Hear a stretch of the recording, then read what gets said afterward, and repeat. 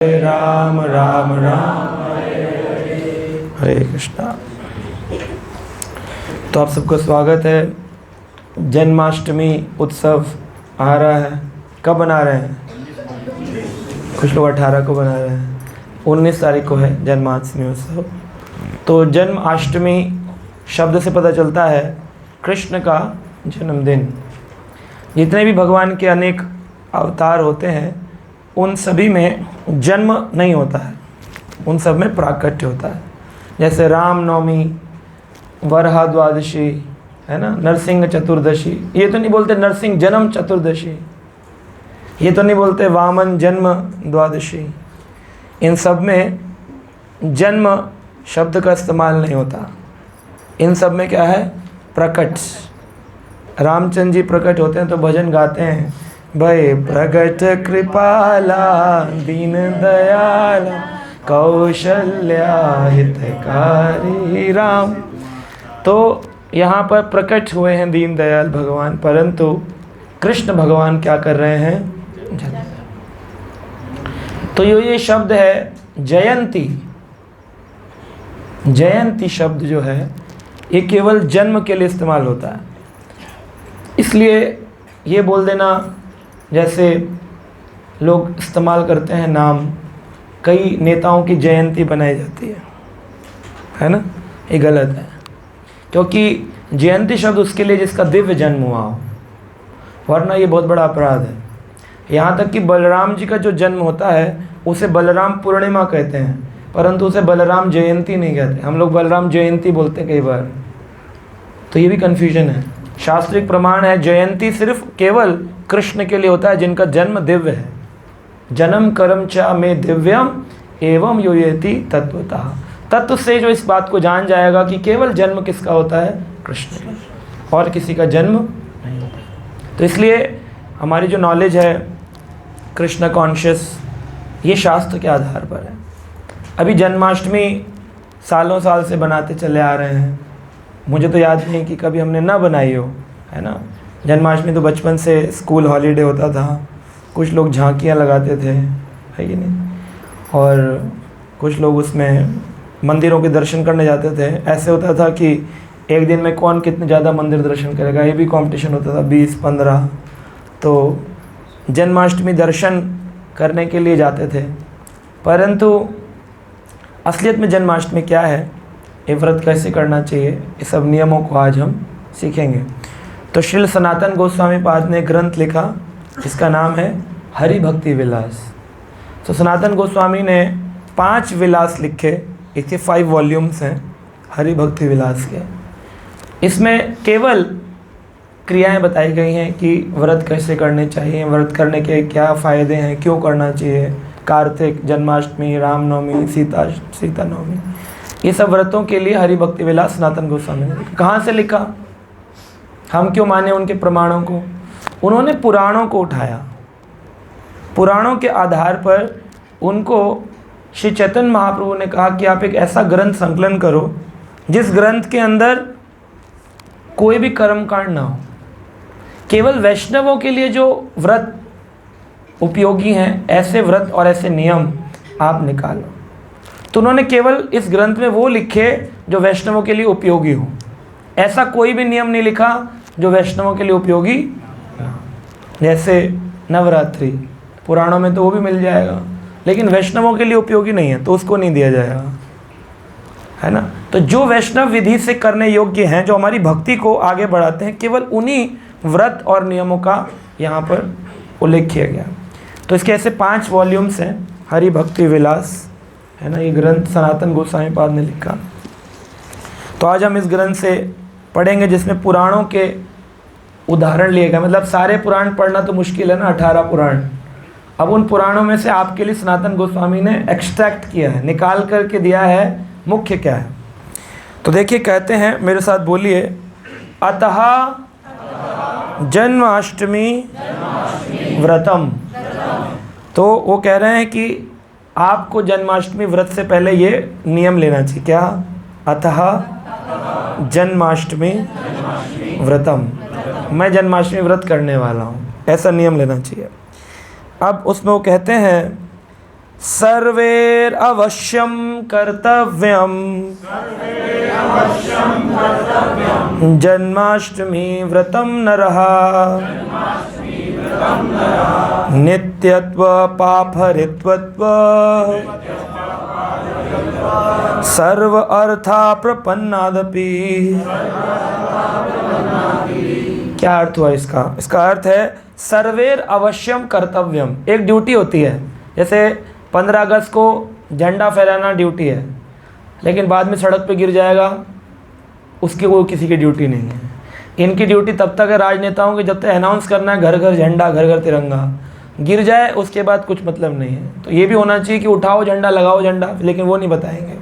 वो एक समझदार व्यक्ति की कर्तव्य है कि भाई मैं तिरंगे का अपमान ना करूं। लोग लगा तो लेंगे, वो सड़क पे गिर जाएगा, उस पर कबूतर की फाड़ देगा, उसको गिर जाएगा, प्लास्टिक के ज़मीन में बच्चे फेंक देंगे। उत्साह ऐसा होना चाहिए जिसमें अपराध ना हो, है ना। तो ये अपराध है तिरंगे के प्रति, ज़मीन में पड़ा रहेगा। ऑटो के जो ऑटो वाले लगा के चल रहे हैं, 3 दिन बाद आप ही को रोड पे मिलेगा, कचड़ों के डब्बे में पड़े होंगे हज़ारों। तो ये सर्वे अवश्य कर्तव्यम, ये कर्तव्य है कि अगर आपको तिरंगा कहीं मिले तो उठा करके उसे एक अच्छे स्थान पर रखना चाहिए। ऐसे शास्त्रों को उठा करके सम्मान करना चाहिए। गीता, भागवत अगर कहीं मिल जाए तो उठा लेनी चाहिए। हमारे मंदिर में एक भक्त हैं, उनको गीता मिली थी कचड़े के डब्बे से। उनके कॉलेज के अंदर किसी ने कचड़े के डब्बे में गीता डाली थी और वो कचड़ा फेंकने गए, पेपर वगैरह, तो देखा अंदर गीता पड़ी है। तो उनको लगा ये तो भगवान की वाणी है, उन्होंने उठा लिया और उसको पढ़ना शुरू किया और वो ब्रह्मचारी बन गए मंदिर में फुल टाइम अपना इंजीनियरिंग पूरा करने के बाद। तो सर्वेर अवश्य कर्तव्यम, सबका कर्तव्य है जन्माष्टमी व्रतम नरहा। नर यानी कि जिस व्यक्ति ने मनुष्य शरीर धारण किया है। हमें से ऐसा कौन है जिसका मनुष्य शरीर नहीं है? है कोई मनुष्य शरीर जिसका ना हो, पशु योनि में हो कोई? तो कह रहे हैं सर्वे अवश्य कर्तव्यम, अगर आप नर हैं या नारी हैं तो ये आपका कर्तव्य है। क्या? नित्यत्व पाप हरित्वत्व, ये नित्य आपके पापों का हरण कर लेगा जन्माष्टमी का व्रत। और सर्व अर्थ प्रपन्नादपि, ऐसी कोई इच्छा नहीं है जो जन्माष्टमी का व्रत पूरी न कर सके, इतना शक्तिशाली। कई लोग कामनाएं मांगते हैं, बाद में वो कामनाएं काम ना आए, लेकिन फिर भी मांगते रहते हैं। लेकिन जन्माष्टमी का व्रत ऐसा है कि आप कोई कामना न भी मांगेंगे फिर भी भगवान आपकी सारी इच्छाओं को पूरा करेंगे। आगे कहते हैं भविष्योत्तर पुराण के अंदर लिखा है, युधिष्ठिर ने भगवान श्री कृष्ण से ये प्रश्न किया कि जन्माष्टमी व्रत कैसे प्रारंभ हो गया, इसकी कोई लीला बताइए। कृष्ण से ही युधिष्ठिर ने ये प्रश्न किया भविष्योत्तर पुराण में। तो सनातन गोस्वामी कहते हैं कि कंस का वध करने के बाद, आपने अभी कुछ दिन पहले भागवत में कंस वध सुना था, लीला सुनाई थी। कंस का वध करने के बाद यहाँ पर कहा गया कि भगवान से कहा, भगवान कृष्ण के भक्तों ने कि ओ जनार्दन, जनार्दन मतलब मनुष्यों की रक्षा करने वाले, जनों का अर्दन करने वाले, हे जनार्दन आपने अब इस कंस का वध कर दिया है। और कहा ओ मधुसूदन, क्या कहा? भगवान कृष्ण का एक नाम है, पता है क्यों है? हाँ, मधु नाम के राक्षस का वध किया। सुदन यानी मारने वाला। तो मधु कौन था? क्या किया था उसने? वो ब्रह्मा जी के हाँ, तो मधु और कैटव नाम के 2 राक्षस थे जिन्होंने ब्रह्मा जी से आक्रमण करके उनके वेदों को छीनना चाहा। तो ज्ञान के ऊपर जो आक्रमण करे उसे क्या कहेंगे? मधु कहते हैं। जो कहे गीता वीता ये सब बेकार है, ऐसे जो बोले वो कौन है? आपको अंदर दिख जाना चाहिए उसका स्वरूप कौन सा है। जो अपने बच्चे को भक्ति करने से कहे माला करने की उम्र है, कौन है वो? हिरण्यकश्यप, है ना। जो शिव जी पर जल चढ़ाए लेकिन कहे हम तो शिव जी के भक्त हैं, हम कृष्ण को नहीं मानते, हम राम को नहीं, ये कौन है? रावण। आपको दिख जाने चाहिए असुर, अब तक तो इतना समय हो गया आप लोगों का, अब तो असुर दिख जाने चाहिए समाज में। तो जो ये कहे कि तुम्हारा ज्ञान ये बेकार है, हम तो नहीं मानते तुम्हारी किताबों को, है जी, हम क्यों माने? तो ये कौन है? मधु कैटव। मधु कैटव ने ब्रह्मा जी के वेदों पर आक्रमण किया, इसलिए भगवान का एक नाम है मधु कैटव हंतारे। मधु कैटव को हनन करने वाले, मारने वाले, मधु कैटव हंतारे। और भगवान का एक नाम पड़ गया मधुसूदन, मधु राक्षस का वध करने। तो उन्होंने कहा कि आप क्या करिए, युधिष्ठिर कहते हैं ओ जनार्दन आपने कंस का जब वध कर लिया, सभी रक्षक किया, सबकी रक्षा करी कंस से, तो ओ मधुसूदन अब मेरे ज्ञान की भी रक्षा करिए, क्योंकि आप ज्ञान पर जो आक्रमण करते हैं ना, कि मैं कैसे मानूं कि जन्माष्टमी का व्रत करना चाहिए, ये मुझे समझ नहीं आता। युधिष्ठिर ने कहा आप हमें थोड़ा सा एक्सप्लेन करिए। तो यहाँ पर ये आपके भक्त आपसे पूछना चाहते हैं कि आपके जन्म के बाद ऐसा क्या हुआ कि आपका व्रत करना चाहिए। तो कृष्ण जो है अपनी जन्म की लीला सुनकर बड़े उत्सुक उत्साह भाव में भर गए कि अरे मुझसे मेरे जन्म के बारे में किसी ने पूछ लिया, जन्माष्टमी व्रत के बारे में पूछ लिया। तो बड़े उत्सुक होकर के, उत्साह से भर के उन्होंने सबकी इच्छाओं को पूरी करने वाले भगवान कृष्ण ने बोलना शुरू किया। भगवान कृष्ण कह रहे हैं, अब ये भगवान की वाणी है। भगवान कह रहे हैं कि प्रथा पुत्र पार्थ, युधिष्ठिर भी तो पार्थ ही हो गए, प्रथा के पुत्र खाली अर्जुन थोड़ी हैं, पांचों पांडव पार्थ है, क्योंकि प्रथा यानी कि कुंती के पुत्र। ओ सन ऑफ प्रथा, ओ पार्थ, जैसा कि बताया गया है मेरे पिता के द्वारा कि मेरा जन्म दिव्य रूप से वसुदेव और देवकी के कारागार में जब कंस ने उन्हें बंद किया वहाँ हुआ। कौन से दिन हुआ? तो कह रहे हैं भद्रपाद महीने के अष्टम तिथि को। भद्रपाद महीना कौन सा है? ये जो कल बलराम पूर्णिमा आई, सावन समाप्त हो गया और कौन सा लग गया? भद्र महीना, भद्रपद का महीना। तो इसमें भगवान का जन्म हो। कौन सी डिटेलिंग दी गई है भगवान के जन्म की? लोग बोलते हैं हम तो मानते ही नहीं हैं भगवान का जन्म। भगवान के जन्म की डिटेलिंग है, कौन सी है सुनिए। सिंह राशि गते सूर्य, राशि कौन सी थी? सिंह राशि। आप तो एस्ट्रोलॉजर हैं, सिंह राशि गते सूर्य, सूर्य की गति जो थी सिंह राशि में हो गई थी, तब सिंह राशि। भगवान का जोडिएक साइन क्या है? लियो। जोडिएक साइन लियो ही तो हो गया। हाँ। गगने जलद गमने, और गगन से जल भर रहा था, यानी बारिश अभी भी हो रही है, बारिश का मौसम था। मासे भद्रपदे सत्यम, कौन सा मास था? भद्रपद। ये कौन बता रहे हैं? खुद ही भगवान बता रहे हैं। अब इसके ऊपर डाउट कैसे कर सकता है कोई और? खुद ही भविष्योत्तर पुराण में युधिष्ठिर को बता रहे हैं। अपने जन्म की इतनी डिटेलिंग तो आपको भी याद नहीं होगी। याद है? नहीं। आप बता सकते हो कि आपका डेट ऑफ बर्थ बता दो कि डे कौन सा था जिस दिन आपका जन्म हुआ, तिथि बता दोगे? हाँ, फिर पूरी डिटेलिंग सुनो।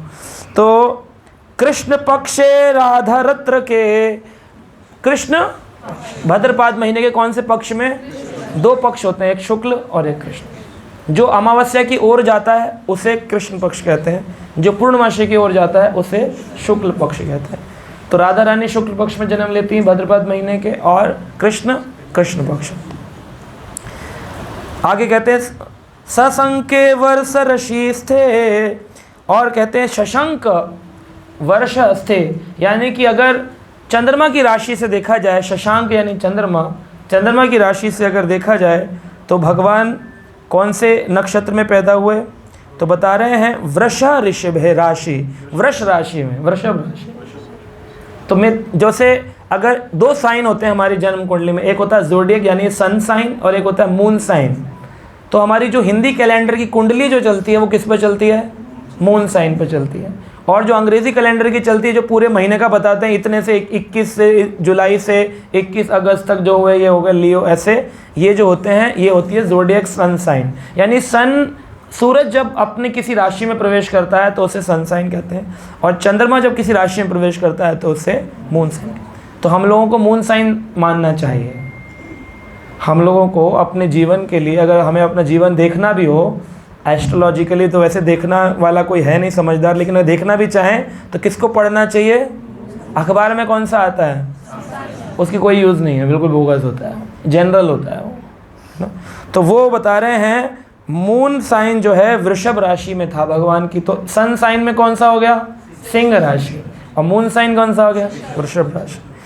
और आगे कह रहे हैं वासुदेव देवकयाम अहम जातो जन सर्वयम, और नक्षत्र भी बताया। कौन सा? रोहिणी नक्षत्र। कौन सा नक्षत्र था? रोहिणी नक्षत्र था। और कितने बजे थे? तो बोल रहे हैं मध्य रात्रि, रात के मिडनाइट 12 बजे थे। तो इसमें भी कोई डाउट नहीं कि कब आए, टाइमिंग भी बताया। ये सारी डिटेल किसने बताई है? स्वयं कृष्ण ने कही। और फिर कहते हैं एवं एतत् संख्यातम लोके जन्माष्टमी व्रतम, इस दिन जब भी आए साल में के लोगों को जन्माष्टमी का व्रत करना चाहिए। अब बता रहे हैं यहाँ पर 3 कारण, भगवान कृष्ण 3 कारण हैं व्रत क्यों करना चाहिए। पहला, भगवान कहते हैं जो मेरा व्रत करेगा इस दिन वो मुझे बहुत प्रसन्न कर लेगा, मैं उससे बड़ा खुश हो जाता हूँ कि इसने मुझे पसंद करने के लिए जन्माष्टमी का व्रत रखा है। और दूसरा, शास्त्र कहते हैं इसलिए इसका पालन करना चाहिए। और तीसरा कारण, जो व्यक्ति इसको नहीं पालन करता उसको भयंकर पाप सहना पड़ेगा। कई बार होता है ना, लोग कहते हैं जी क्या करें जी, बच्चे छोटे हैं, परिवार में बुजुर्ग मान नहीं रहे हैं। कोई बात नहीं, मत मानने दो, क्या लगेगा? भयंकर पाप। कौन कह रहा है ये? स्वयं कृष्ण ने कहा। कैसे कैसे पाप लगेंगे वो बताए जाएंगे। कहते हैं कि प्रहलाद महाराज जो थे उन्होंने भी जन्माष्टमी का व्रत किया था, ये बता रहे हैं। स्कंद पुराण के अंदर इसका वर्णन आता है, प्रहलाद महाराज ने भी जन्माष्टमी का व्रत किया। इससे क्या बात प्रूव होती है? लोग कहते हैं सतयुग में आए थे नरसिंह, तो त्रेता में आए थे राम, तो द्वापर में आए ना कृष्ण, तो छोटे हो गए ना। तो यहां पर क्या कह रहे हैं? प्रहलाद ने जन्माष्टमी का व्रत रखा। अभी जन्म ही नहीं हुआ होगा तो जन्माष्टमी व्रत कैसे आ गया? इसका मतलब कृष्ण का जन्म नरसिंह से भी पहले। केशव धृता नरहरि रूपा जय जगदीश, यानी कृष्ण ही नरसिंह का रूप लेकर के आते हैं। इसका मतलब कृष्ण थे, इसलिए उनका व्रत भी था जन्माष्टमी। इस बात को बताया गया। प्रहलादयश्च भूपालहे कृतः जन्माष्टमी सुरः, जन्माष्टमी का व्रत प्रहलाद ने भी किया था, इसका प्रमाण आता है। आगे कह रहे हैं विष्णु पुराण का बताकर के भगवान सनातन गोस्वामी कहते हैं जो जन्माष्टमी के दिन गलती से अन्न ग्रहण करेगा, किससे? जानबूझ के करेगा तो उसके लिए छोड़ ही दो, पराठे बना के आलू के खाएगा। लेकिन जो गलती से ग्रहण करेगा उसका सुनी क्या है? जिसने भी एकादशी के दिन ग्रेन्स यानी अन्न ग्रहण किया, उस व्यक्ति ने इस प्रकार से खा लिया जैसे मृत व्यक्ति के शरीर से बना हुआ खाना। जैसे शमशान में अगर कोई बतासे डालेगा डेड बॉडी पे, तो आप उठा के खा सकते हो? आप में से कोई है इतना दम? उतना ही दम चाहिए जन्माष्टमी के दिन अन्न ग्रहण करने के। यानी आपने प्लेट से रोटी उठाई और आपने डेड बॉडी के शरीर से खाना उठा के खाया, ये लिखा।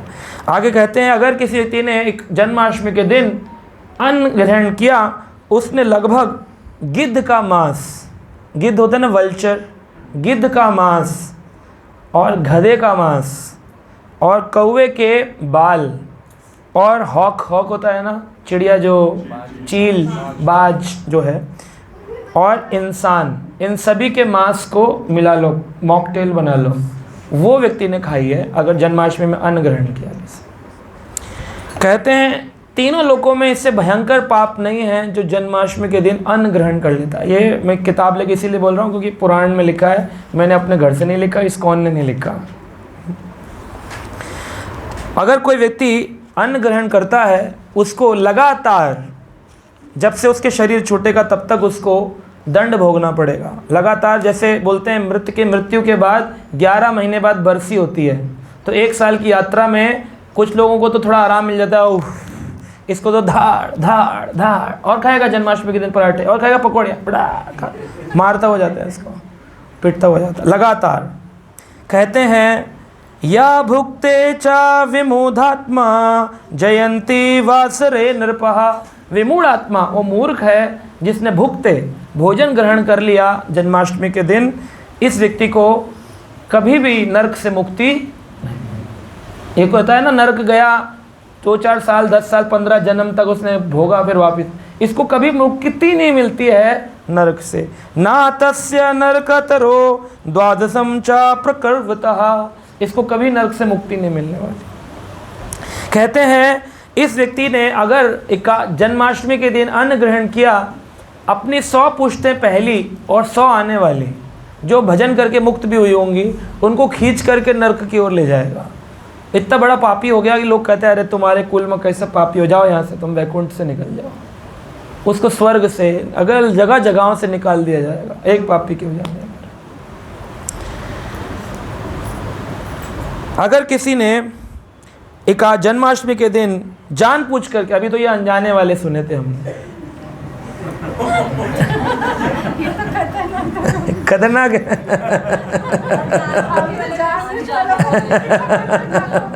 जानबूझ के अन्न ग्रहण किया है ना, तो उस व्यक्ति को जंगल का सांप बनकर के कई जन्मों तक भटकना पड़ता है। उसके बाद सांप बनने के बाद में उसे क्या क्या पाप लगते हैं उस व्यक्ति को। साधु लोग बताते हैं ब्राह्मण की हत्या करने का पाप, उसको शराब पीने का पाप यानी कि उसने मदिरा पान किया है, एक गाय की हत्या करने का पाप, उसको स्त्री की हत्या करने का पाप, और साथ में उस व्यक्ति ने किसी इंसान की हत्या करी है। इतने सारे पाप उसको लगते हैं जिसने जन्माष्टमी में अन्न ग्रहण किया। यमदूत कहते हैं हमको बहुत गुस्सा आ रहा है तुम्हारे ऊपर, और यम पाश में बांध करके उसको लतेड़ते हैं, ज़मीन में गिराते हैं, फिर मारते हैं, फिर उठाते हैं, फिर उठता है, फिर मारते हैं। बहुत उनको क्रोध आता है। ना करो ते यद सताम, उसको बोलता है मुझे मत मारो, मुझे मत मारो, लेकिन उसको यमदूत छोड़ते नहीं हैं। कहते हैं कुरु मूर्खा, और कर, कुरु मूर्खा, और कर, और कर, और खाएगा। जो इस व्रत का पालन नहीं करता उसने अपने पूर्व जन्मों में जितने भी पुण्य कर्म किए होंगे, वैसे तो पुण्य को पाप से और पाप को पुण्य से नहीं काटा जा सकता, लेकिन ये इतना बड़ा अपराध हो जाता है भगवान के चरणों में, उस व्यक्ति ने जितने भी पुण्य किए होंगे 100 जन्मों में, वो सब ही उस दिन नष्ट हो जाते हैं। ये तो सोचेगा बहुत अच्छी रही जन्माष्टमी, कृष्णा टीवी लगा के देख रहे थे, बढ़िया आलू के पराठे खा रहे थे, क्या टेंशन है, लेकिन इसका 100 जन्मों के पायस क्रेडिट्स खत्म हो जाएंगे, पुण्य समाप्त हो जाएंगे इसके। तो क्या करना चाहिए? कहते हैं कि अगर किसी व्यक्ति ने इस व्रत का पालन कर लिया, अब पालन करने वाला सुन रहे हैं, अगर इस व्रत का पालन कर ले, छोटे से छोटा उत्सव बनाया है, मतलब कृष्ण जी की मूर्ति ली, उनका पंचामृत से अभिषेक किया, थोड़ी माला कर ली और व्रत कर लिया, तो कहते हैं एक कल्प में उसको कभी नरक का वास नहीं होगा। मतलब अगर उसने कितने भी पाप कर लिए हों, लेकिन अगर उसने जन्माष्टमी का व्रत कर लिया है तो उसने अगर कोई गलती भी कर दी होगी, भगवान उसको मुक्त करे, चल छोड़, जन्माष्टमी किया हुआ है ना, ठीक है, एक अच्छा काम है, अब इसकी बराबरी में और कोई बढ़िया काम नहीं है। लेकिन इसका मिस यूटिलाइज नहीं करना चाहिए कि मर्डर करके जन्माष्टमी व्रत कर लिया, है ना, वो अनजाने की बात हो रही है कि अनजाने में अगर उसने कोई पाप किए होंगे तो भगवान उसको मुक्त कर देते हैं। 7 जन्मों में जितने पाप किए होते हैं उतने पाप करने का फल एक ही दिन में जन्माष्टमी व्रत न करने से मिल जाता है। तो अगर कोई व्यक्ति व्रत पालन करे, उसको किसी घर में संतान ना हो तो उसको संतान की प्राप्ति हो जाती है। किसी घर में अच्छा स्वास्थ्य ना, आदमी कहते हैं मैं बहुत बीमार रहता हूँ, तो उसको पूरा दम लगा करके श्रील भक्ति विनोद ठाकुर कहते हैं यत्न पालन करें, इसका यत्न से पालन करना चाहिए, एकादशी तिथि का, जन्माष्टमी तिथि का, और उसको सौभाग्य की प्राप्ति होती है। ऐसा कोई कार्य नहीं होगा जिसमें उसको फेलियर हो जाए, उसके गुड फॉर्च्यून, सौभाग्य की प्राप्ति होती है। तो क्या करें? तो इस दिन भगवान कृष्ण की विग्रह को पेंट करवाकर, सुंदर सजा करके, आपके घर में अगर मंदिर हो उसको स्वच्छ साफ बना करके तैयार करना चाहिए। अब जो लोग जन्माष्टमी के दिन मंदिर में सेवा करते हैं उनका प्रश्न रहता है हम क्या करें, मंदिर जाएं कि घर में सफाई करें? तो एक दिन पहले घर में कर लो, है ना, एक दिन पहले घर में तैयारी कर लो सारी की सारी। और सुबह उठ करके, सुबह सुबह तो आ नहीं जाते हो, और आप मान लो आ भी गए मंगल आरती में, तो जाते ही हो घर में स्नान करने के लिए 10 मिनट भगवान की आरती करके आ जाओ, और भगवान से रिक्वेस्ट करो कि आप भी हमारे साथ मंदिर की सेवा में चलिए। तो भगवान श्रील प्रभुपाद कहते हैं अगर छोटे छोटे घर हैं 100 और बीच में एक मंदिर है, तो सभी घर के लोग जब मंदिर में संयोजित रूप से, सामूहिक रूप से जन्माष्टमी बनाएंगे तो इनके घर के विग्रह इनके साथ इस मंदिर की मूर्ति में मर्ज हो जाएंगे आकर के, और लगा हुआ भोग स्वीकार करेंगे। तो आपको डरने की ज़रूरत नहीं, हमारे घर वाले रह गए, डरने की ज़रूरत नहीं है। लेकिन हाँ, ये भी नहीं कि गंदा ही पड़ा हुआ है, इतना ही मतलब फ्री हो गए। एक दिन पहले स्वच्छ तैयार करके पूरा जन्माष्टमी डेकोरेशन करके रखना चाहिए। दूसरा, इस दिन अवश्य ही हरि कथा की चर्चा होनी चाहिए, है ना, इस दिन हरि कथा की चर्चा होना चाहिए। इस घर के अंदर उत्सव मनाया जाता है, भगवान उससे बड़े प्रसन्न होते हैं और कहते हैं उस व्यक्ति को मैं अपना वैकुंठ धाम प्रदान करता हूँ, जो जन्माष्टमी के दिन घर को डेकोरेट करता है। दीपावली के दिन लोग इतना धोते हैं, सफाई करते हैं, वहाँ पे क्या मिलता है? थोड़ा सा धन, लक्ष्मी जी। लेकिन यहाँ धोने से, साफ करने से, तैयार करने से, सजाने से क्या मिल रहा है? वैकुंठ धाम, है ना। तो दिवाली से 100 गुना ज़्यादा उत्साह रूप से जन्माष्टमी के दिन अपने घर की सफाई और तैयारी करनी चाहिए। और इसमें बताते हैं देवकी वासुदेव ने क्योंकि कृष्ण को जन्म दिया कारागार में, और नंद यशोदा ने कृष्ण को जन्म दिया नंद गांव में, तो इन्होंने जिस प्रकार से अपने वात्सल्य भाव से मांगा था, उसी वात्सल्य भाव के साथ कृष्ण का हमें पूजन करना चाहिए। और देवकी वसुदेव का, नंद यशोदा का नाम भी उच्चारित करना चाहिए, जोर जोर से बोलना चाहिए। देवकी मैया की, यशोदा महारानी की, नंद बाबा की, वासुदेव महाराज की, नंद के लाला की, ऐसे करके घर में उच्चारण होना चाहिए जोर जोर से, ना। नंद के आनंद की जय। कहते हैं अगर किसी व्यक्ति ने अपने जीवन में कोई यज्ञ किया हो, होता है ना, आर्य समाजी लोग यज्ञ करते हैं अग्नि जला करके, और दान, तो अगर इस दिन कोई व्यक्ति हरि नाम यज्ञ करे और दान करे, तो उसको जो फल साधारण दिनों में मिलता है उससे 100 गुना ज़्यादा फल जन्माष्टमी के दान का मिलता है। इसलिए जन्माष्टमी में लोगों से हुंडी पटवाते हैं। इसका पर्पज़ पैसे इकट्ठा करना नहीं है, इसका पर्पज़ है लोगों पर कृपा बरसाना। इस्कॉन मूवमेंट पैसा इकट्ठा करने के लिए थोड़ी है, इसलिए है ताकि लोग इंगेज हों। 100 गुना ज़्यादा फल मिलेगा अगर उन्होंने नॉर्मल डे में दान दिया, जन्माष्टमी पर दान दिया, और उन्होंने नॉर्मल डे में हरि नाम किया और जन्माष्टमी में किया। तो जन्माष्टमी में कोशिश करनी चाहिए अधिक संख्या में माला जप कर लें, है ना, और उससे क्या होगा, आपको 100 गुना अधिक, एक माला 100 गुना फल दे रही है। 25 माला करते हैं अगर, तो 2500 माला का फल मिल जाएगा। अगर आपने इस दिन व्रत किया, अन्न नहीं खाया, तो आपको 100 जन्मों में किए गए पाप से मुक्ति मिल जाएगी। अगर कोई पाप होगा आपका पेंडिंग, आदमी कहते हैं प्रारब्ध भोग रहे हैं जी, दुख है, क्या करें, प्रारब्ध है। ये प्रारब्ध क्यों आता है? क्योंकि पूरे जन्म का पाप आज फल दे रहा है। ये जन्माष्टमी का व्रत 100 जन्मों के पापों को नष्ट कर देता है, एक व्रत का, इतना शक्तिशाली व्रत है। कहते हैं कि सताम गुणाम, सत्य यानी कि 100, सताम गुणाम, हर चीज़ 100 गुना हो जाती है जन्माष्टमी के दिन। भगवान की कृपा, आपका शुद्धिकरण, व्यक्ति को भक्त बनने के लिए, शुद्ध करने के लिए सबसे उत्तम दिन है जन्माष्टमी का दिन। ब्रह्म पुराण के अंदर लिखते हैं ब्रह्मा जी, या तो कृष्णाष्टमी नाम, क्या है? विष्णुरतः वैष्णवी तिथि, तस्य प्रभुवम आश्रित्य पूतः सर्वकलो जनः। अगर कलयुग के लोग, कलो जनः, इस जन्माष्टमी की शरण ग्रहण करते हैं तो वो लोग भगवान कृष्ण के बड़े प्रिय बन जाते हैं। भगवान देखते हैं इसने मेरा व्रत किया है।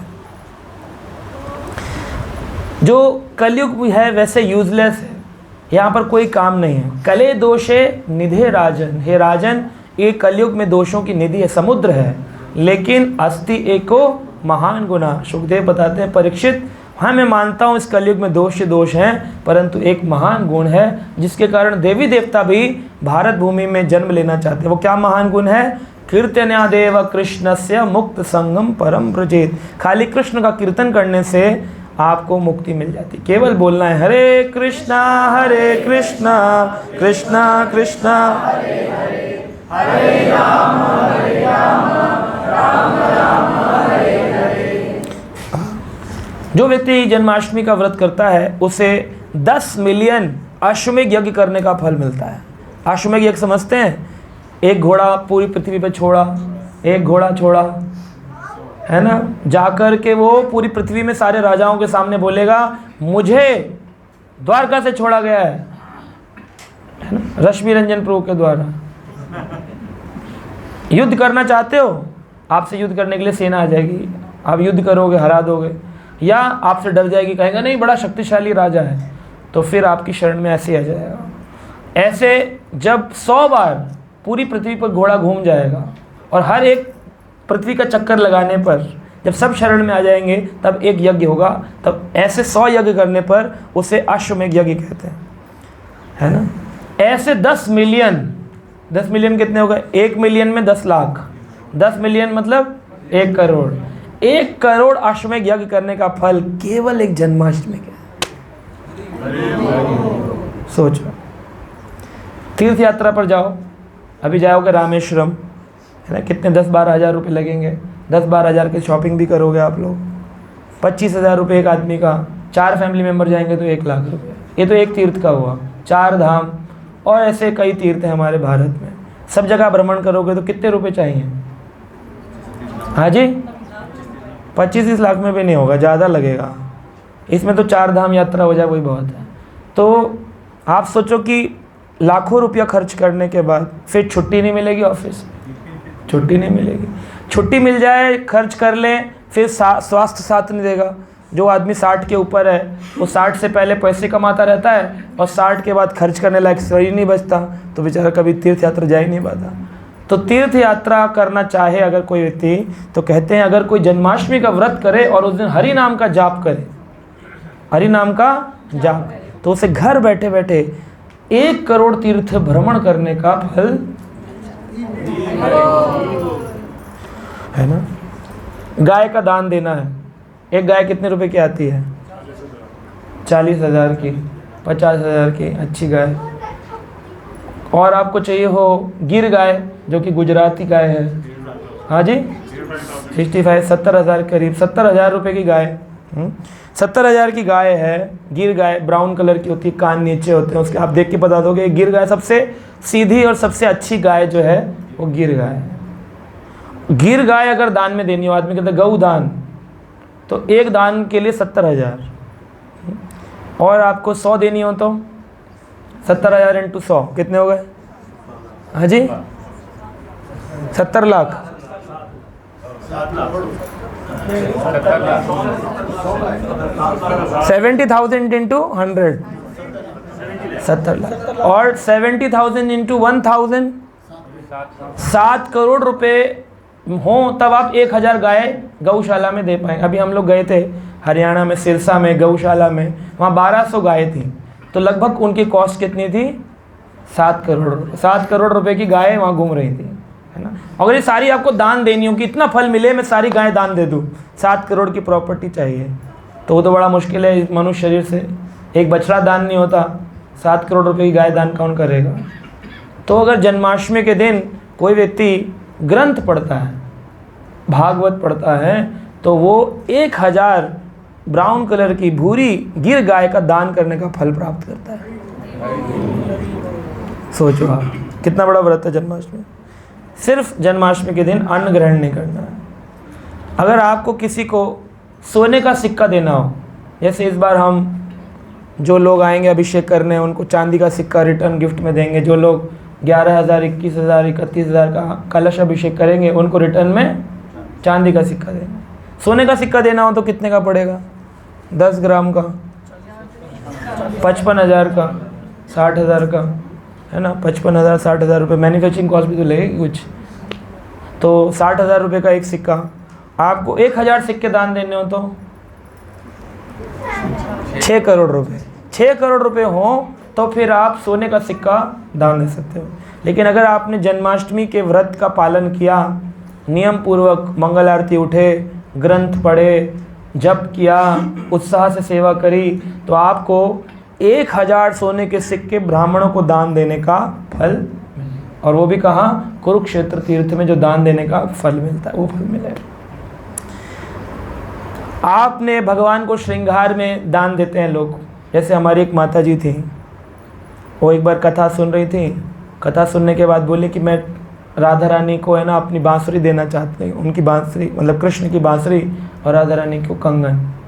तो उन्होंने अपने घर जाकर के अपनी सारी ज्वेलरी सेल कर दी और राधा रानी की कंगन और कृष्ण की बांसुरी ले आई हो। तो ऐसे अगर आप भगवान को उनकी ज्वेलरी दान देना चाहो तो इसके लिए भी पैसा चाहिए। 10 लाख रुपए होंगे तब एक ज्वेलरी कम से कम जाएगी भगवान की। 1 मिलियन यानी 10 लाख ज्वेलरी सेट देने हो तो कितने पैसे चाहिए? तो अगर कोई जन्माष्टमी के व्रत का नियम पूर्वक दृढ़ता से पालन करता है, बिना सोए बिना खाए केवल जप और सेवा, सुबह 4:30 उठ जाओ और रात के 12 बजे तक मंदिर छोड़कर मत जाओ। ये नहीं कि 2 घंटे गए नहाना का बहाना करके सो गए घर जाके, फिर आगे बोले ए शिफ्ट बी शिफ्ट, ऐसे वाले नहीं। दृढ़ता से जो पालन करता है उसे 1 million 10 lakh jewellery set Krishna को दान देने का फल मिलता है। नहीं, सारा इसमें शास्त्र में दिया है। अब हम पढ़ेंगे यहाँ पर कुछ नियम भगवान कृष्ण ने बताए हैं कि जन्माष्टमी के दिन क्या क्या करना चाहिए। ठीक है, विशेषकर पहला तो है अपने घर को स्वच्छ बनाना चाहिए, साफ, है ना। एटलीस्ट ऑल्टर को तो क्लीन करना ही चाहिए, 1-2 दिन पहले भी कर सकते हैं। उसके बाद भगवान कृष्ण के जन्म होने पर अपने ध्यान को केंद्रित करना चाहिए। कृष्ण का जन्म हो रहा है, ऐसा ध्यान, आंख बंद करके जप करते वक्त ध्यान कि कृष्ण का जन्म हो रहा है। अपने घर में अच्छे पात्र साफ करके रखें, जैसे भगवान का स्नान कराने के लिए पात्र है, शंख है, अगरबत्ती स्टैंड है, घंटी, इसको साफ सुथरा करके तैयार करें। भगवान कृष्ण को देवकी के साथ स्मरण करें, देवकी माता के यहाँ पर कृष्ण का जन्म हो रहा है। और भगवान के दिव्य जो लीलाएं हैं, कैसे उन्होंने बकासुर, अघासुर, पूतना का वध किया, कंस का वध किया, इसका स्मरण करें। स्मरण नहीं हो पा रहा है तो YouTube वीडियो के माध्यम से हमारी बहुत सारी कथाएं हैं, आप उनको सुने फिर आपको स्मरण होगा, कंस वध, कालिया वध, है ना, सुनते रहें। और किस प्रकार भगवान ने कौरवों का उद्धार किया, किस प्रकार पांडवों को गीता का ज्ञान समझाया। भगवान को जब हम पूरा दिन तो मंदिर में रहेंगे, अगर हम घर में 1 दिन पहले या 1 दिन बाद, जैसे अगले दिन नंद उत्सव होता है, जन्माष्टमी का अगले दिन प्रभुपाद जी का भी जन्म है, तो वो तो सुबह हो जाएगा, शाम के टाइम आप घर में कृष्ण नंद उत्सव बना सकते हैं। छठी होती है भगवान की 6 दिन बाद, 6 दिन तक आप उत्सव बना सकते हैं, 6 दिन पहले 6 दिन बाद, इसमें कोई प्रॉब्लम नहीं कि उसी दिन बनाना ज़रूरी है। कृष्ण आप भावग्राही हैं तो आप भगवान आपके भाव को अंगीकार करेंगे, तो आप पहले बनाकर आ सकते हैं या बाद में जाकर बना सकते हैं। ज़रूरी नहीं कि अरे मंदिर आ गए तो अब क्या करेंगे, तो सब अपने घर में विग्रह रखेंगे भोग लगाने के लिए और अपने घरों में ही चले जाएंगे तो फिर मंदिर में सेवा कौन करेगा। तो इसलिए भटकना नहीं चाहिए। मैं जन्माष्टमी में 3 दिन तक घर नहीं जाता हूँ, अपने यहीं रहता हूँ, है ना। तो क्या हो गया, खाना नहीं मिला परिवार को, क्या हो गया, सब हो जाता है।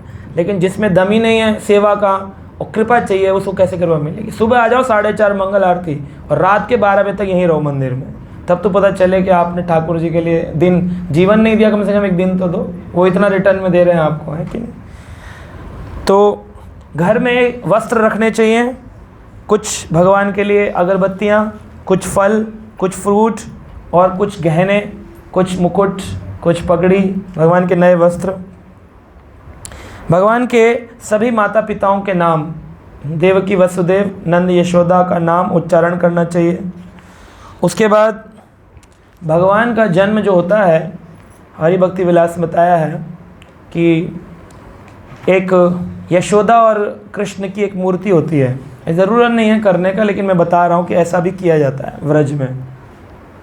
यशोदा और कृष्ण की मूर्ति होती है, उसमें एक वो जोड़ी जाती है नाल, अम्बिलिकल कॉर्ड, और फिर सोने की कैंची या चाकू से, सोने के चाकू से उस नाल को कट किया जाता है और जोर से बोला जाता है कृष्ण कन्हैया लाल की। जन्म हो रहा है ना, तो उसमें अम्बिलिकल कॉर्ड काटी जाती है कृष्ण की। कुछ लोग ऐसे करते हैं, खीरा लेते हैं, खीरे के अंदर रख देते हैं, तो अलग अलग तरीके से लोग जन्म उत्सव मनाते हैं। और या फिर पंचामृत से आप खाली कर सकते हैं कि भगवान कृष्ण को निकाला, उनको पहले गंगा जल से, फिर 5 अमृत यानी दूध, दही, शहद, घी और शक्कर, शहद, ये सब हो गया, चीनी, ड्राई फ्रूट्स मिला सकते हैं, गंगा जल। तो ये पंचामृत, गौमूत्र भी मिलाते हैं कुछ लोग, तो ये सब 1 बूंद मिलाना, ज़्यादा नहीं, वरना पिया नहीं जाएगा आपसे। तो ये सब चीज़ें मिला कर के उनसे भगवान का अभिषेक करना है। फिर दोबारा गंगा जल से प्योर सफाई करना है भगवान का, ताकि कोई चिकना उनकी बॉडी पे ना रह जाए, वरना चींटियाँ लग जाएंगी। और फिर उनको नए वस्त्र धारण करा के, अगर आप झूला लगा सकते हैं तो झूला लगाइए घर के अंदर, झूला नहीं लगा सकते हैं तो नॉर्मली उनको ऐसे ही बिठाइए। फिर भगवान का नामकरण संस्कार करना चाहिए। आपके जो लाला हैं, हर घर में छोटे लड्डू गोपाल होंगे या राधा कृष्ण होंगे, उनका एक नाम रखा होगा आपने, तो वो नाम उनका ज़ोर ज़ोर से कीर्तन करना चाहिए। जैसे किसी के घर में नाम है, मान लो राधा गोविंद, किसी का राधा गोपीनाथ, किसी का राधा माधव, तो ज़ोर ज़ोर से बोलना चाहिए, जय राधा माधव राधा माधव राधे जय।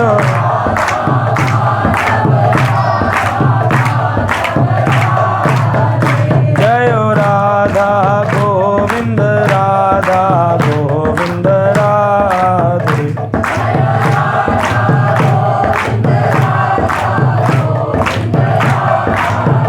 जय राधा गोपीनाथ राधा गोपीनाथ राधे।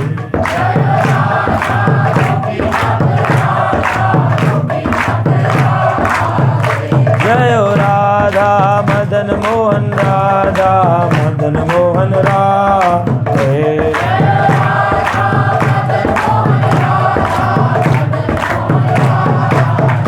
जय राधा गिरधारी राधा गिरधारी राधे।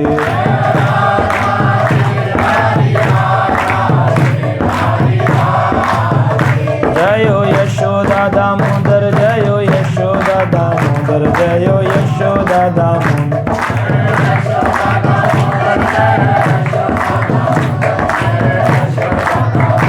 हरे कृष्णा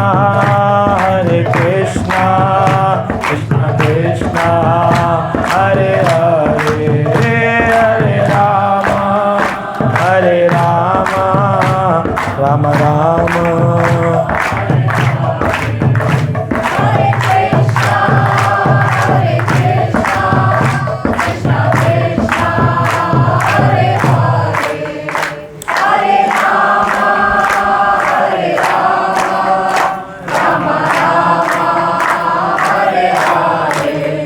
तो इस तरह से यहाँ पे बता रहे हैं, बोलिए साथ में, श्री नाम करण तत्त, यानी नामकरण करना चाहिए ठाकुर जी का। अगर कोई विग्रह का नाम नहीं है तो अपने विग्रह का नाम रखने का दिन होता है जन्माष्टमी का दिन। उस दिन अपने विग्रहों को एक नाम देना चाहिए।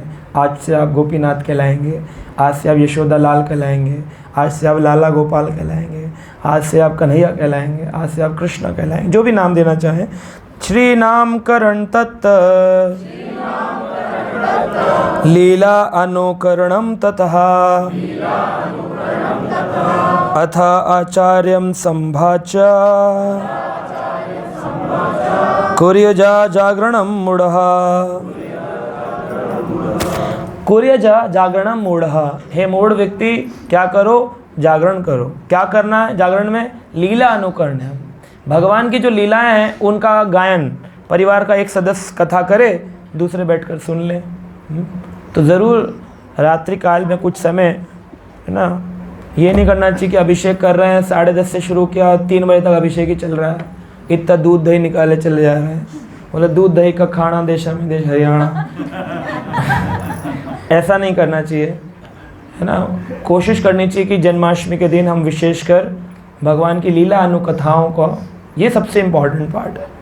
ज़रूर भगवान कृष्ण की कृष्णा बुक पुस्तक जो है, उसमें मैंने पिछले संडे पूछा था कितने अध्याय हैं, तो आप में से कुछ लोग हाथ नहीं खड़ा कर पाए थे। इस बार याद है सबको?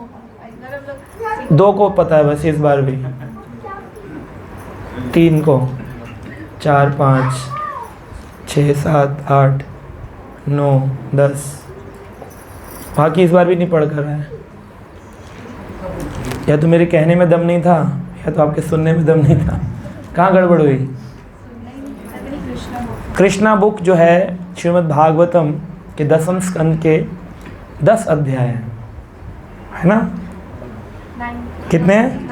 90 अध्याय हैं, 90 चैप्टर्स कृष्णा बुक में। कृष्ण जन्म से लेकर के कृष्ण के नित्य लीला प्रवेश करने तक के सभी अध्यायों में भगवान की लीलाओं का वर्णन है। तो ये सब हमको नहीं पढ़ने चाहिए जन्माष्टमी के दिन, है ना।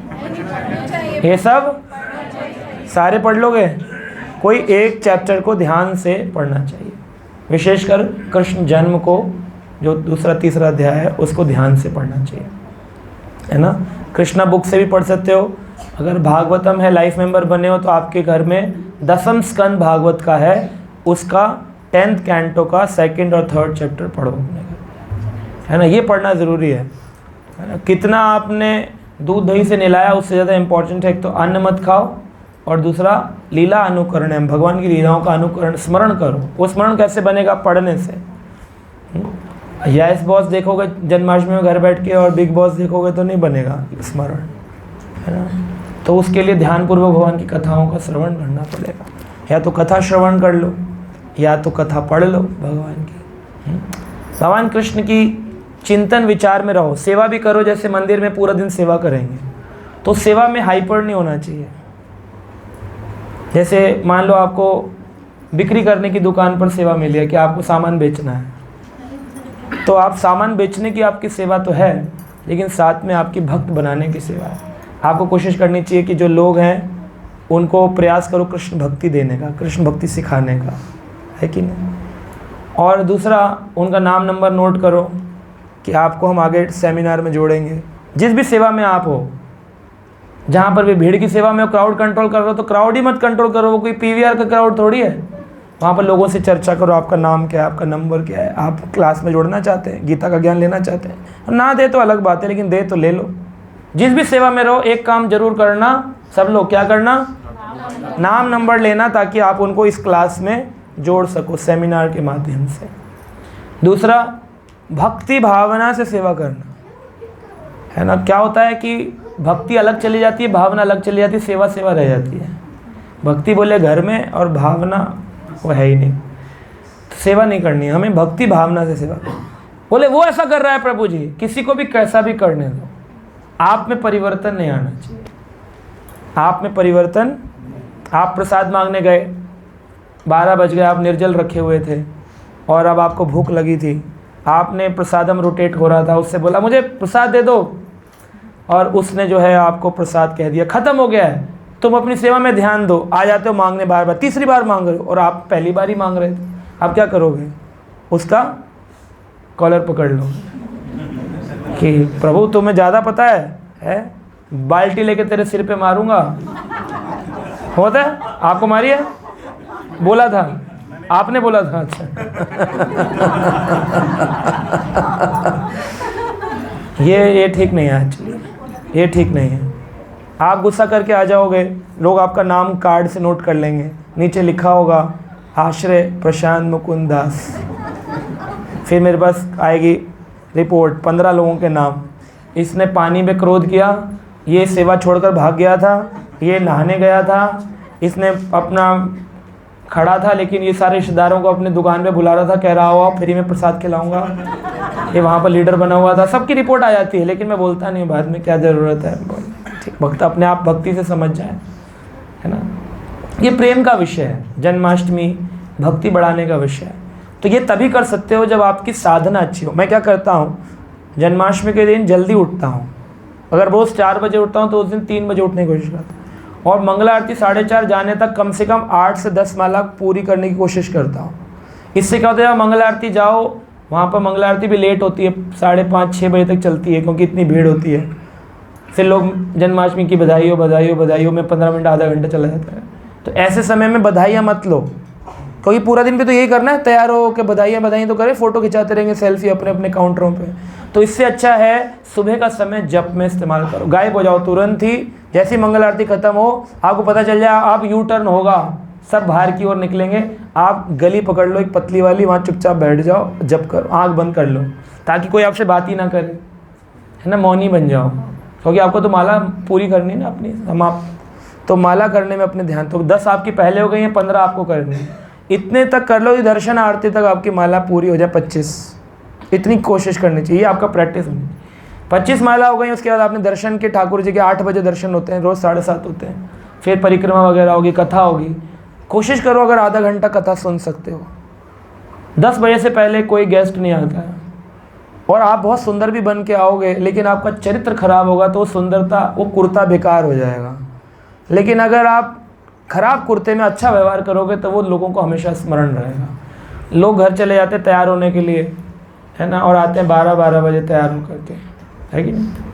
तो उस ऐसे नहीं करना चाहिए। मंदिर में आ गए हो तो अब लॉक हो जाओ, रात तक वहीं रहना है।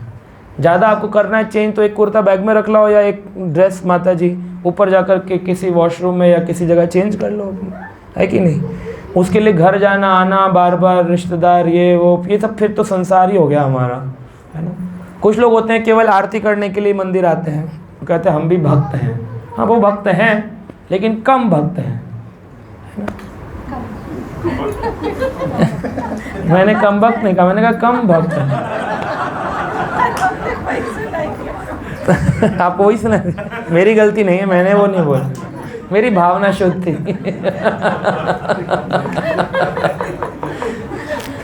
तो मंदिर में सेवा के भाव से आए।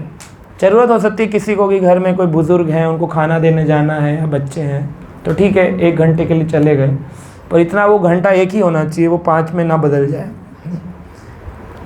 तो कुछ लोग लंच टाइम में आते, कह रहे प्रभु जी आपके साथ सेवा थी। मैंने कहा सुबह थी ना 10 बजे, आप 2 बज रहे हैं।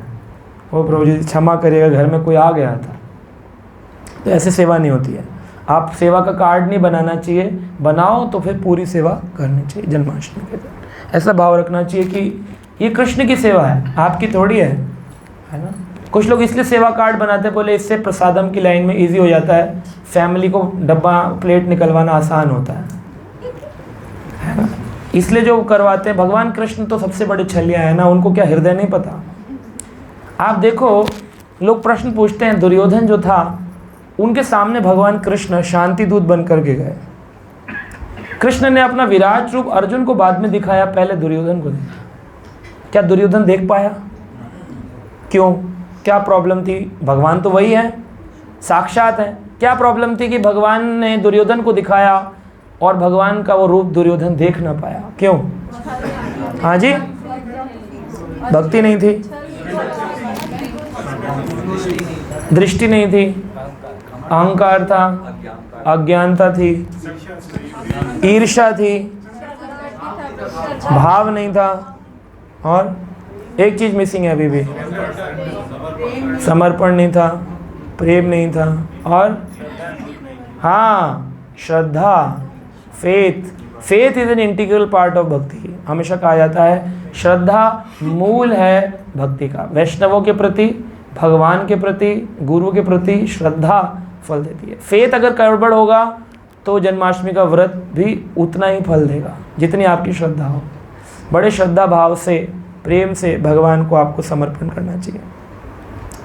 जैसे कि आती है कथा, एक बार एक भक्त था, उस भक्त के मन में था कि मैं ठाकुर जी को जन्माष्टमी के दिन एक माला पहनाऊं। तो गरीब था, झोपड़ी में रहा करता था, बीवी बच्चे थे। गुलाब की माला लेने गया ठाकुर जी की, तो बेचने वाला कहता है 10 रुपये की माला है। तो कहा मेरे पास तो भैया 5 रुपये, थोड़ा कम करके दे दो। आखिरी बची है, लेनी है तो लो, नहीं लेनी तो मत दो, मेरे और ग्राहक आ जाए। कह रहा तुम्हारी माला सड़ जाएगी, खराब हो जाएगी, मुझे दे दो, ठाकुर जी के गले में जाएगी। बहस हो रही थी, इतने में राजा के सैनिक आ गए।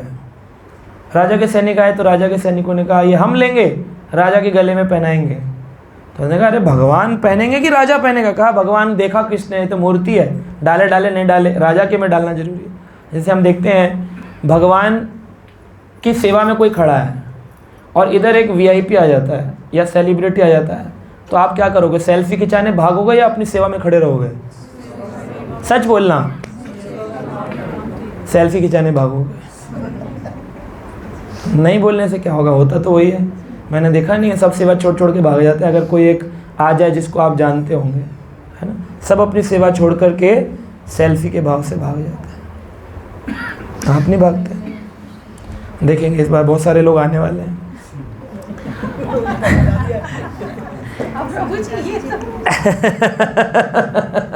तो सेल्फी के भाव से भाग जाते हैं। प्रभु जी की माता जी कह रही है उनको अपने काउंटर पर बुला लो। हाँ। तो इस प्रकार अपनी सेवा को नहीं छोड़ना चाहिए।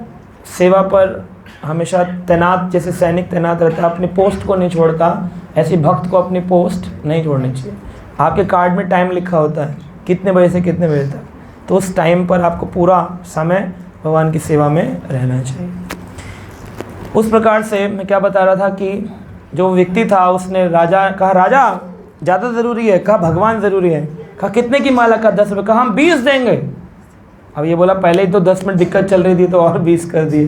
तो फूल वाला बोला बोल देगा कि नहीं देगा? कहा हाँ मैं 20 दे दूंगा, मुझे चाहिए। कहा भाई ये पहले आया था, इसको मिले। राजा के सैनिक बोले हम 50 देंगे। बोला 50 तो बहुत मुश्किल रहेगा, बड़े मुश्किल से 10 रुपये इकट्ठे हुए थे। चलो मैं 50 दे दूंगा। और सैनिकों की तरफ बोला अभी तुम बोलो। सैनिक बोले 100 रुपये देंगे हम, राजा की माला को नहीं छोड़ सकते हैं। और बोला बड़ा ज़ोर मारकर बोला कि अगर मैं अपने आज गाड़ी जिसको मैं चलाता हूँ रिक्शा, उसको बेच दूँ तो भी मुझे 100 रुपये नहीं मिलेंगे, है ना? कौन खरीदेगा मेरी रिक्शा? बैल लकड़ी की टूटी हुई गाड़ी थी।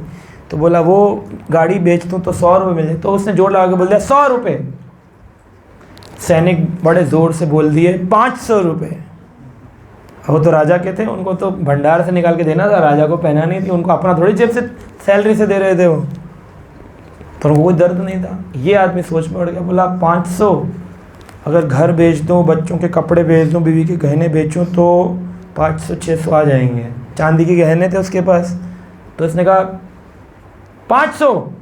तो सैनिक बोले ये तो पागल है, इसी को दे दो, कह के चले गए। अब इसने तो दुकानदार ने इसके पैर पकड़ लिए, बोले आप 10 में नहीं दूंगा।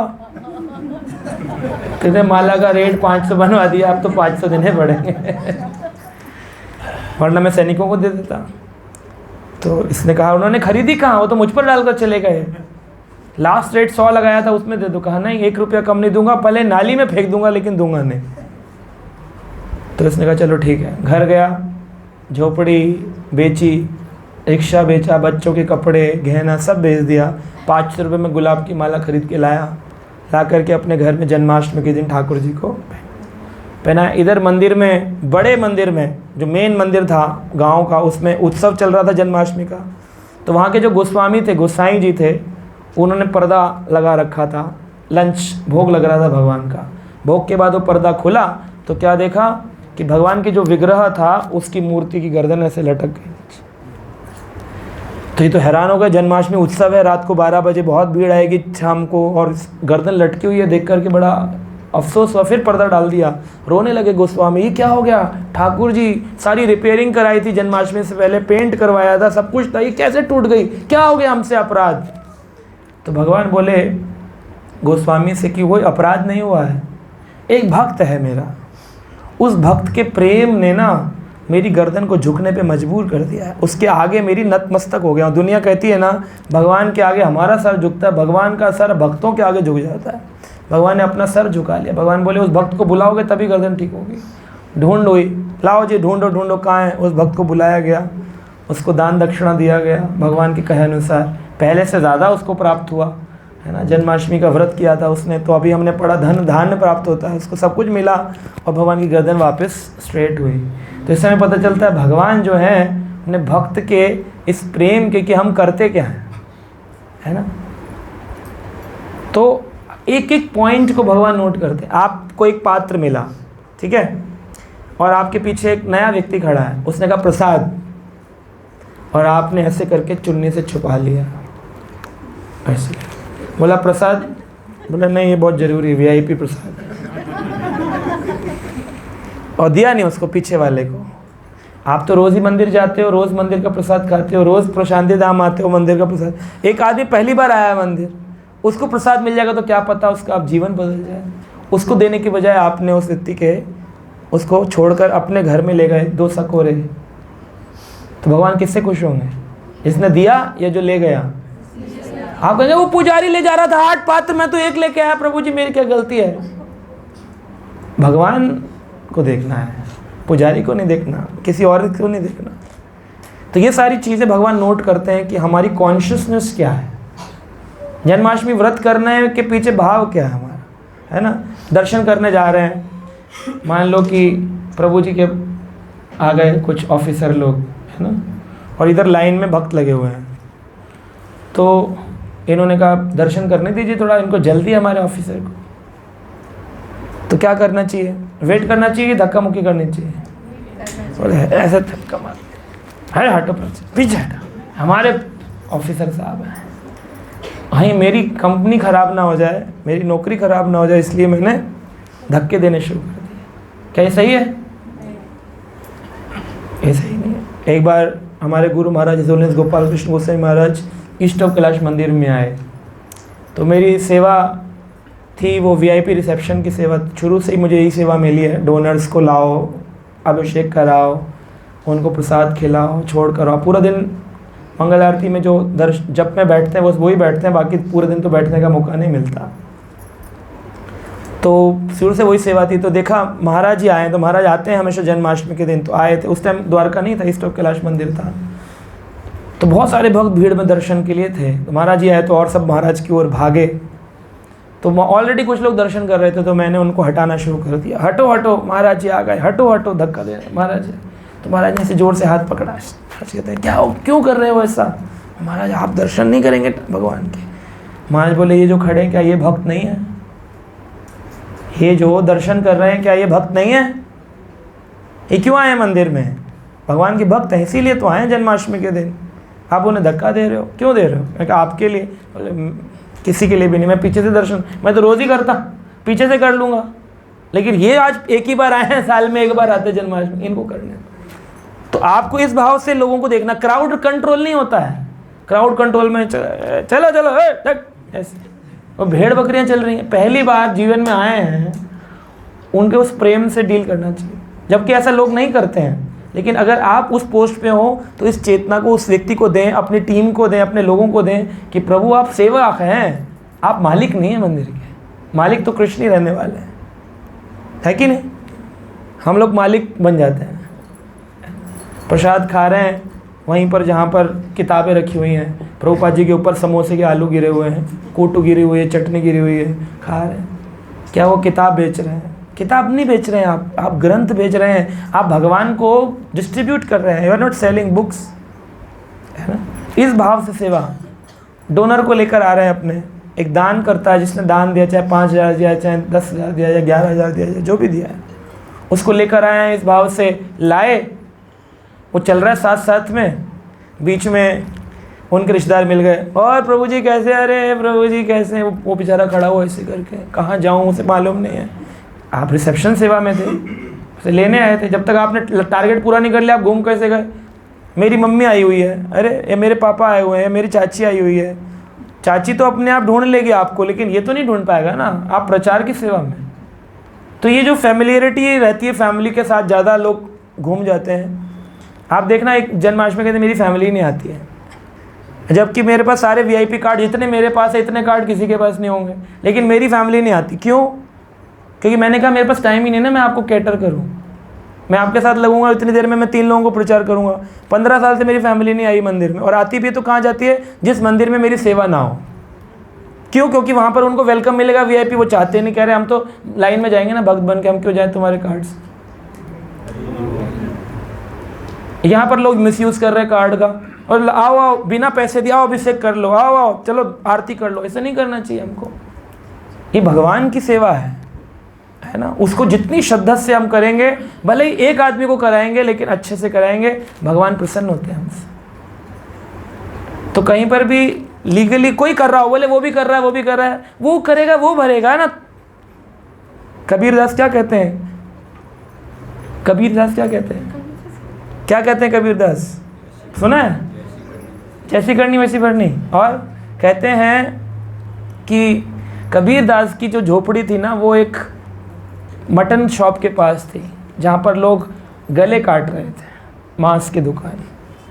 तो कहते कबीरा तेरी झोपड़ी गल कटियन के पास, गले काटने वालों के पास, जो करेंगे सो भरेंगे, तू क्यों होए उदास। जो मांस खा रहे हैं उन्हीं को मांस का बल भोगना पड़ेगा, हम क्यों उदास में है क्या कर रहे हैं। तो जो गलत कर रहा होगा आपको दिखेगा भी, उसको इग्नोर कर देना है। अपनी कॉन्शियसनेस को बचाना हमारा प्राइम कर्तव्य होना चाहिए। आत्मवत्तु सर्वरक्षेतु, श्रील प्रभुपाद कहते हैं हमारे लिए सबसे मुख्य है मेरी कृष्ण भावना भवित कैसे बचे जन्माष्टमी के। कौन क्या कर रहा है? मैं सीसीटीवी कैमरा नहीं हूँ, मैं भक्त हूँ कि सीसीटीवी हूँ आकर के बताऊँ वो ये कर रहा था, वो ये कर रहा था, वो ये। इसलिए पूरे दिन घूम रहे थे मंदिर में, ताकि ये देखें लोगों ने क्या क्या गलतियाँ करी, फिर उनको नोट करके बाद में चर्चा करें, हंसी उड़ाएं। हम इसलिए ताकि हम कृष्ण को प्रसन्न कर सके। तो जहाँ जिस पोस्ट पे हैं ध्यानपूर्वक जप करना, ध्यानपूर्वक सेवा करना, और हो सके तो अपनी 25 माला सुबह कर लेना। वरना क्या होता है, सुबह तो सोकर लेट उठते हैं, फिर मंदिर में तैयार होने में लेट हो जाते हैं, फिर आते हैं, फिर माला लेके बैठ जाते हैं, फिर सेवा करते रहते हैं, माला भी करते रहते हैं। तो एक्स्ट्रा माला तो कर सकते हैं, लेकिन अपनी नियमित 25 माला सुबह कोशिश करें जितनी हो सके मैक्सिमम पूर्ण करके आए, पेंडिंग्स ना है। और ऐसा भी नहीं करना चाहिए घर में बैठकर हम 200 माला करेंगे और सेवा नहीं करेंगे, ऐसा भी नहीं, सेवा भी करनी है, प्राइम है। तो दुर्योधन क्यों कृष्ण को नहीं देख पाया? श्रद्धा। बलराम जी जो थे वो कृष्ण के विरोधी बन गए थे दुर्योधन के चक्कर में। दुर्योधन को भगवान बलराम ने क्या सिखाया? गदा चलाना सिखाया। तो यहाँ पर कई बार देखने को लगता है कि भगवान कृष्ण ने दुर्योधन की सहायता करी कि नहीं? क्यों भगवान ऐसा करते थे? सुभद्रा का विवाह दुर्योधन से कराना चाहते थे, अपनी बहन का बलराम, और कृष्ण चाहते थे अर्जुन से कराना। तो भगवान कृष्ण ने रातों रात अर्जुन को कहा कि भाग जाओ मेरी बहन को लेके, वरना ये दुर्योधन से विवाह कर देंगे। बलराम जी को देखा गया जब कुरुक्षेत्र का युद्ध हुआ तो उन्होंने समझाने की कोशिश करी कि मत लड़ो दुर्योधन से। कृष्ण कह रहे थे मत लड़ो अर्जुन से, और ये कह रहे थे मत लड़ो दुर्योधन से। जब पांडवों ने नहीं मानी तो ये तीर्थ यात्रा पर चले गए, और तीर्थ यात्रा पर जाते वक्त भी बलराम को 4 महीने ट्रेनिंग देते हुए गए। बोले बेटा अगर कभी ऐसा पड़ जाए पांडव ना माने तो भीम को ऐसे मारना, ऐसे मारना, ऐसे मारना। पूरी ट्रेनिंग दी बलराम जी। क्यों दिए? अब देखने में लगेगा कि ये भी तो भगवान है। तो यहाँ पर हम कुछ कारण पढ़ेंगे, फिर हम समाप्त करेंगे, लास्ट है। पहला कारण है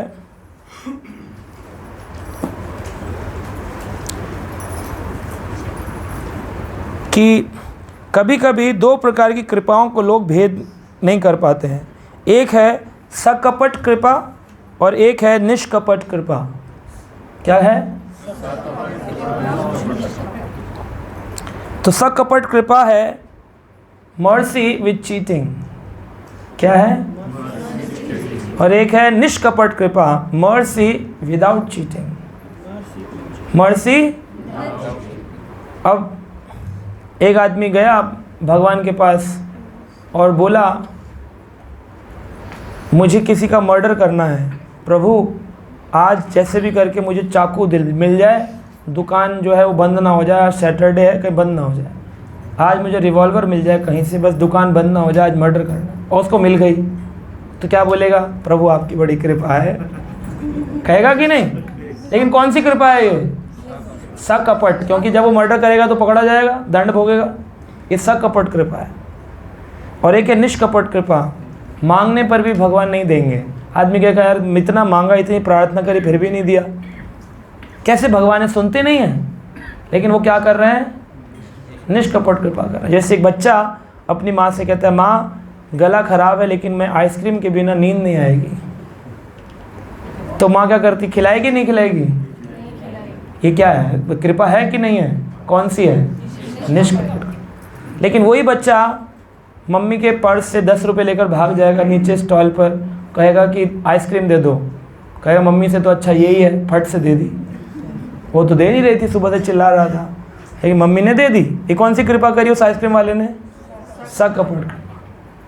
तो कभी कभी भगवान सकपट कृपा करते हैं। तो भगवान ने रावण पर जो कृपा करी वो कौन सी कृपा थी? इतना शक्तिशाली बनवाया शिव जी के माध्यम से कि वो बाद में इतने अहंकारी हो गए, भगवान की शरण में जाने ही छोड़ दिया। बाणासुर को 1000 हाथ दे दिए, ड्रम्स बजाता था 1000 हाथों से, हम तो 2 हाथ से बजाते, 1000 हाथ थे बाणासुर के, 1000 बाण चलाता था, धनुष पकड़ लेता था 1000। रावण के पास तो 10 ही थे, बाणासुर पे 1000 शस्त्र हाथ थे। कौन सी कृपा है ये? बाद में खुद ही मरवाए, रावण को खुद ही मरवाए बाणासुर को। ये सकपट कृपा है। तो कभी कभी it's not always easy to see who is really close to the guru. वही बता रहा हूँ कारण क्या है। कहते चीटर्स येट चीटेड। तुम्हारी अगर छलने की इच्छा है तो भगवान उसको वैसे ही चलते। जैसे एक व्यक्ति आपके पास आया और कहता है कि मेरे पास इन्फेक्शन हो गया है, हाथ में ब्लिस्टर निकल आया है, फोड़ा। तो आप क्या करेंगे? उसका ब्लिस्टर ठीक करेंगे ना। सर्जरी छोटी करनी पड़ेगी या तो बड़ी करनी पड़ेगी। अगर हाथ छोटी करा लेगा तो इन्फेक्शन नहीं बढ़ेगा, बढ़ गया तो पूरा हाथ काटना पड़ेगा। तो जो छोटा इन्फेक्शन काटते हैं भगवान, वो सकपट कृपा होती नहीं है, वो निष्कपट कृपा होती है। लेकिन अब व्यक्ति बोले कि मैं तो नहीं कटवाना चाहता हूँ, ये छोटा वाला मैं इन्फेक्शन नहीं कटवाऊँगा, हाथ कटेगा तब का तब देखा जाएगा, तब 2-4 साल तो मज़े से जीऊँगा, तो फिर उसका हाथ काटना पड़ेगा किसी न किसी माध्यम से, तो फिर वो कपट कृपा। क्योंकि ये व्यक्ति कपटी है ना, इसने तुरंत अभी बात को समझा नहीं कि कैसे अपना शुद्धिकरण किया जा सकता है। तो कभी कभी होता है कि लोग गुरु के पास कौन है ये समझ नहीं पाते। गुरु ने एक को कहा तुम जाओ प्रचार करने वहाँ पर, और दूसरे कहा तुम मेरे साथ रहो, मेरे प्रोग्राम में मेरा बैग उठा के चलना। अब गुरु के पास रहना या गुरु के दूर चले जाना, क्या इससे कपट और निष्कपट पता चलेगा? अब ये गुरु के पास आ गया तो इसके मन में ये आ रहा है मैं तो गुरु जी के पास रहता हूँ हमेशा, और ये अब लीनियंसी करने लगा भक्ति में। और जो दूर रहता है वो सोचने लगा मैं तो दूर रहता हूँ, कहीं मेरे गुरु को अपराध न लगे, मैं नियमों का ध्यान से पालन करूँगा। तो किसको निष्कपट कृपा मिली? और पास वाले को। लेकिन अगर देखा जाए तो जो दूर चला जाएगा वो क्या कहेगा, आपने हमारे साथ पार्शियलिटी करी, उनको अपने साथ रखा, हाँ हमें दूर। लेकिन गुरु ने क्या सोचा वो आप नहीं सोच पाए, कृष्ण ने क्या सोचा वो आप नहीं सोच पाए। इसी कारण से बहुत सारे लोग छोड़ जाते हैं मूवमेंट को, बिकॉज वो निष्कपट और सकपट कृपा के डिफरेंस को समझ नहीं पाते। वो हमेशा अपनी बुद्धि से सोचते हैं। हमेशा पास रहने का मतलब जरूरी नहीं कि वो कपट आपके ऊपर कृपा हो रही है, वो कपट कृपा भी हो सकती है। दूसरा कारण है दुर्योधन पे जो भगवान ने किया, कहते हैं कि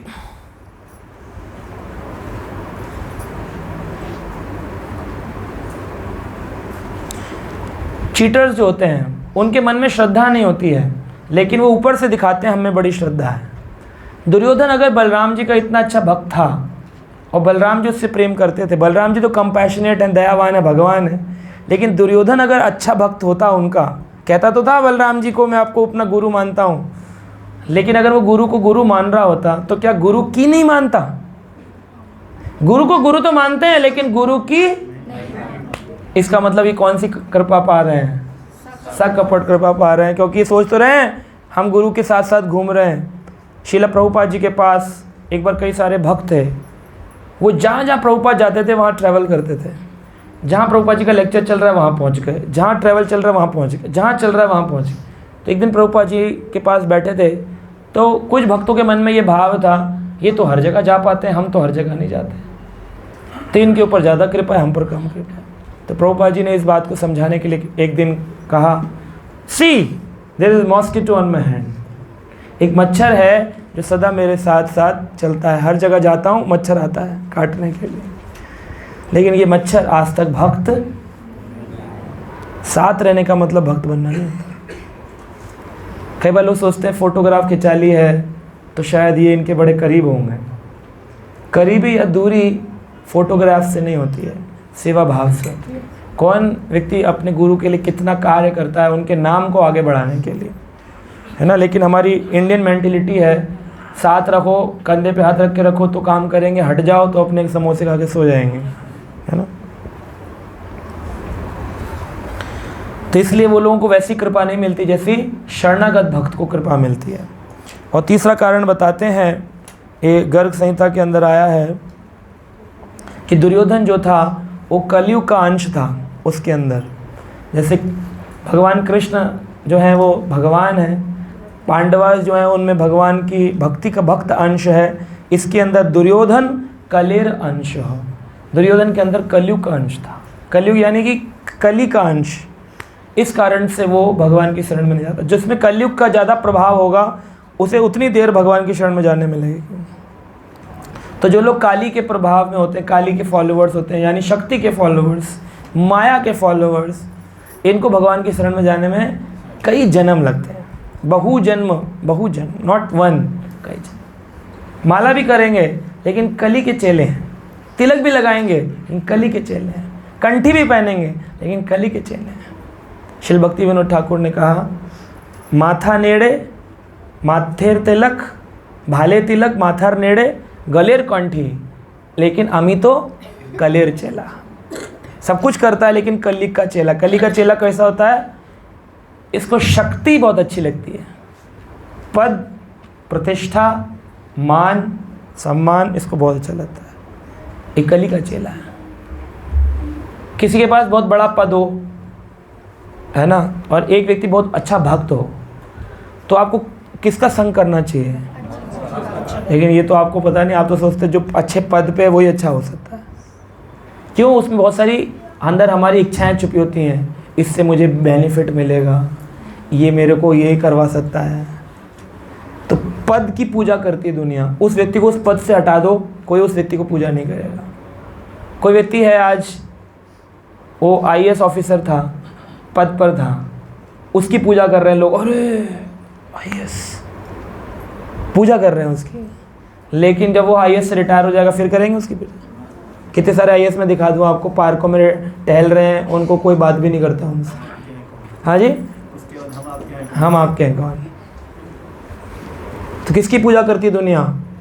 और जो करती है वो कौन होते हैं?